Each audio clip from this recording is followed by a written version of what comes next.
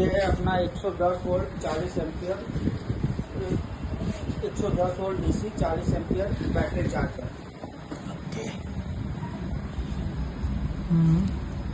बराबर। और अभी इसके बारे में इसमें देख लेते हैं क्या क्या है अंदर। तो यहाँ पर अपने बस बार दिया हुआ है इनपुट में। अपना ये इनपुट का बस बार है, सिंगल फेज इनपुट 230 वोल्ट। और ये है अपना बैटरी का बस बार जिस पे लोड लगाया जा सकता है। और तीसरा है बैटरी चार्जिंग का बस बार जिस पे आप बैटरी चार्ज कर सकते हैं। इस साइड पे एक फ्यूज दिया हुआ है जो मेंस का फ्यूज है, इनपुट मेंस का फ्यूज है। और एक 2 पोल का एमसीबी दिया हुआ है जो इनपुट के फंक्शन में है। दूसरी तरफ है एक आउटपुट में दिया हुआ जो डीसी एमसीबी है और वो बैटरी के आउटपुट से कनेक्टेड है। फिर बाद में इसमें 2 रोटरी स्विच दिए हैं। जैसे आपके वहाँ पर अगर वोल्टेज कम आते हैं तो आप 200 वोल्ट पे सेट कर सकते हैं। अगर आपके वहाँ वोल्टेज हाई आ रहे हैं तो आप 250 या 220 पे इसको सिलेक्ट कर सकते हैं। 220 पे सिलेक्ट करने के लिए आपको 1 नंबर का जो स्विच है उसको इस तरह एरो पे ले जाना पड़ेगा। अभी ठीक है, और बाकी फंक्शन अभी इसको ऑन करके बताते हैं। सबसे पहले अपने मेंस लाइन से ऑन करेंगे। पहले अपने मेन लाइन चालू किया,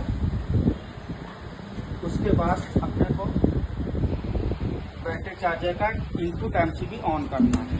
ऑन करने के साथ ही अपना इंडिकेशन आ जाएगा इनपुट वोल्टेज का, और अपना इनपुट में कितना वोल्टेज आ रहा है वो आप देख सकते हैं। इसी के हिसाब से आप अपना इनपुट वोल्टेज का सिलेक्टर स्विच से, अगर मान लो 200 वोल्ट आ रहे हैं तो आप 200 पे रखिए। अगर आपका अभी नॉर्मल वोल्टेज आ रहा है तो आप 220 पे रखिए। हाई वोल्टेज आ रहा है तो आप 250 पे रखिए।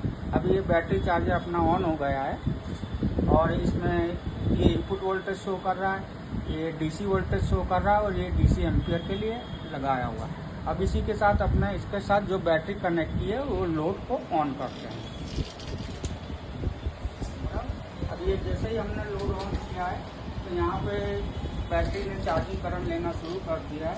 तो देखिए जैसे भी चार्जिंग करंट बढ़ाते हैं यहाँ पे वो शो कर रहा है। ठीक है।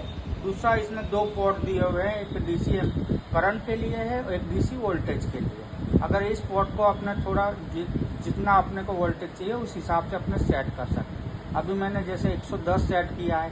अगर आपने को 120 चाहिए तो 120 सेट कर सकते हैं, 130 चाहिए तो 130 सेट कर सकते हैं। बराबर।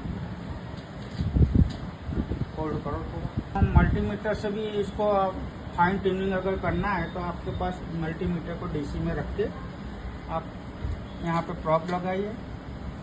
बराबर। अभी 138 वोल्ट सेट किया हुआ है। अभी आप चाहें तो इसको 120 या जो भी अपने रिक्वायरमेंट है उसके करीब अपने सेट कर सकते हैं। डीसी आउटपुट, हाँ डीसी आउटपुट। अगर 110 ही रखना है तो 110 भी रख सकते हैं, या ज़्यादा रखना है तो ज़्यादा कम ज़्यादा अपने कर सकते हैं। ये देखो मैं कम ज़्यादा कर रहा हूँ, ये अपना वर्क कर रहा है। ये 110 वोल्ट वाला है ना? हाँ 110 वोल्ट कर दो इसको। हाँ डीसी आउटपुट 110 वोल्ट आ रहा है। हाँ बिल्कुल 110 फिक्स भी अपने रख सकते हैं। अपने रिक्वायरमेंट के हिसाब से बैटरी को कितना वोल्टेज से चार्ज करना है उस हिसाब से आप इसको सेट कर सकते हैं।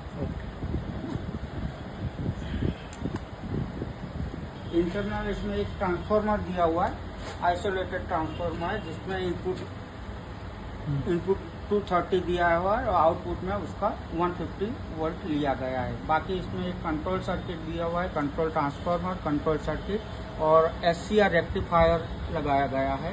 2 फिल्टर कैपेसिटर लगे हुए हैं जो 4700 mFD के 150 वोल्ट 4700 mFD के 2 पैरेलल लगे हैं। एक चॉक लगा हुआ है जो डीसी इंडक्टर की तरह काम कर रहा है।